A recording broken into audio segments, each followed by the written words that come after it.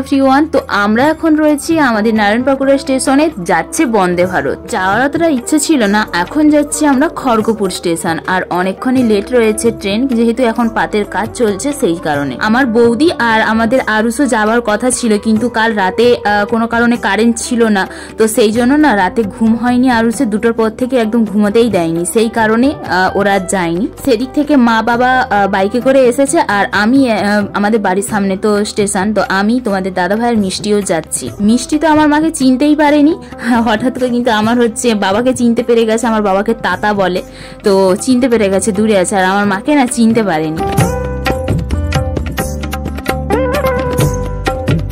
আমরা এই যে লোকালে উঠেও পড়েছি, আর এখন দেখো না চলে এসেছি খিরাইয়ের কাছে। তো যাচ্ছি খড়গপুর, আমার আজকে দাদা আসবে, তো অনেক আনন্দ। বৌদি গেলেও ভালো হতো, কিন্তু বৌদি তো যেতে পারেনি, কারণ যাওয়ার মন ছিল মানে একটা। ওরা যেহেতু ট্রেনে অতটা চড়েনি, তো আমি যেমন আমাদের বাড়ির সামনে ট্রেনে যাতায়াত করি, কিন্তু ওরা চড়েনি, তো ওদের একটু ভালো লাগে আর কি ট্রেনে চড়তে। বাড়ি থেকে মিষ্টিকে ভাত খাইয়ে এসেছি, আর আমরাও খেয়ে এসেছি অল্প করে। আমি মোটামুটি খেয়েছি, মিষ্টির বাবা ওই অল্প করে খেয়েছে, কারণ তার একটুক্ষণ আগে সকালে নাস্তা করেছে। আমরা বাড়ি থেকে বেরিয়েছি ওই 11:30 নাগাদ।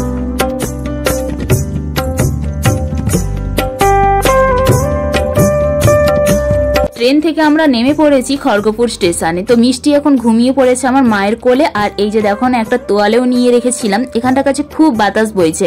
মিষ্টিকে এখন শুইয়ে দিলাম, মানে যেহেতু কোলে যদি শুয়ে রাখি না প্রচন্ড পরিমাণে ঘাম দেবে, আর যদি একটু ফাঁকা জায়গায় শুয়ে করিয়ে দিই তাহলে একটু বেশ ঠান্ডা ঠান্ডা হাওয়া। আবার মিষ্টি এবার ঘুমও ভেঙে গেছে।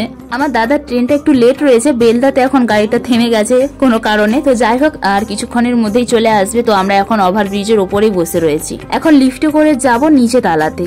আর আমার দাদা চলেও এসেছে, আর তো চলো যাই এখন নিচে চলে এসেছি এইদিকে।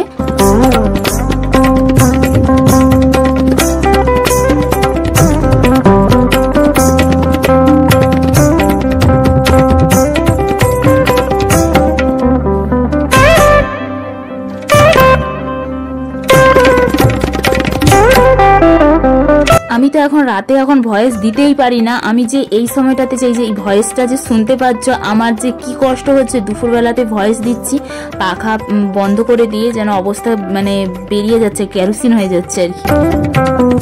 আমার দাদার ট্রেন, এই যে দাদা ট্রেন বলতে কি দাদা রয়েছে এই ট্রেনে, এই যে চলে এসেছে, নেমেও গেছে আমার দাদা। আর দেখো না মিষ্টি তো চিনতেই পারেন না, আর আমার মিষ্টি না কাকা কাকা বলছে, ওর মামা হবে আর ও বলছে কাকা। কারণ আমার যে মাসি শাশুড়ির ছেলে ওই রকম দেখতে, তারপরে আমাদের যে ছোট দেওর রয়েছে ছোট কাকার ছেলে, সে ওর মানে ওই রকম টাইপের, তো ওই জন্য দেখে কাকা কাকা বলছে। আর মামা অতটা সেই ছোটবেলাতে, আমার দাদা ধরো না ওই 1 বছর মতো হলো আসছে, 1 বছর না হলো 9-10 মাস এরকম হবে। তো এই যে এখন দাঁড়িয়ে রয়েছি, আমরা এখন ধরবো লোকাল। তো এই যে লোকালটাতে যে বসে রয়েছি 1.5 ঘন্টা বসে রয়েছি, 1.5 ঘন্টা পরে ছাড়বে আর কি।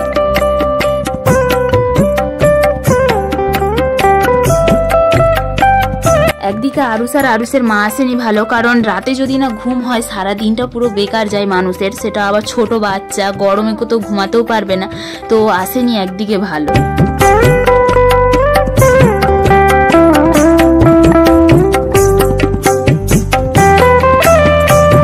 উঠেছে আর প্রচন্ড পরিমাণে চরকা পড়ছিল, কিন্তু বৃষ্টিটা মোটামুটি হয়েছিল, আর আমাদের পাশে অতটা হয়নি। আমার দাদার ব্যাগে ছিল ছোলা ভিজানো, তো সেগুলোই খাচ্ছি আমরা। যেহেতু এই ট্রেনটা এখন ছাড়বে না, সেই জন্য না কোনো ফেরিওয়ালাই আসে না, যেহেতু চানা মুড়ি চা কিছুই আসেনি, তো সেই জন্য আমরা ছোলা খাচ্ছি, আমার দাদার ব্যাগে ছিল। এই যে যাওয়ার পথেও এই যে বন্দে ভারতটাকে দেখা পেলাম, একটু ভিডিও করে নিলাম। বন্দে ভারতটাকে দেখার না খুব ইচ্ছা, কিন্তু কবে চাপতে পারবো তা জানি না।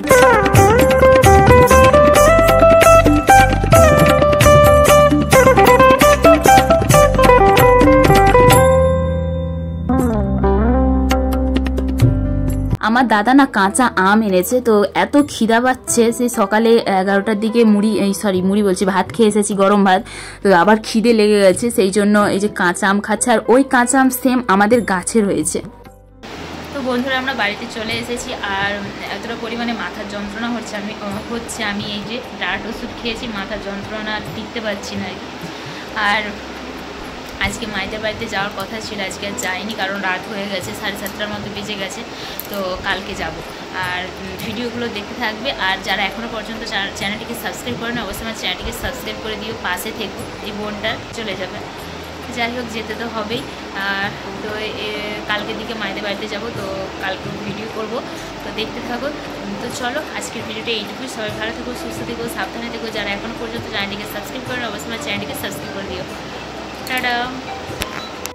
মিষ্টির জন্য না এই 100-150 টাকা পড়েছিল, 140 টাকা নিয়েছে। এই অল ইন ওয়ানের যে মুখটা খুব ভালো আর কি, যেহেতু ওর এই যে এই বয়সটাতে, এটার জন্য এই বইটা না, এই বইটা কিন্তু না ওই বইটাই প্রথম দেখলাম, বেশ ভালো লাগলো দেখে। আমি রেখে দেবো, একটু একটু ওকে পড়াবো, শেখাবো, যেহেতু এখন একটু একটু না পড়তে পারে, তো সেই জন্য একটু পড়াবো, তারপরে রেখে দেবো। আর এখন ছোট বইটাই ওকে দেবো, কারণ ও ছিঁড়ে ফেলে, ওকে এখন ভয় দেখাই, সেই জন্য একটা না দুটো বই ছেঁড়া হয়ে গেছে অলরেডি।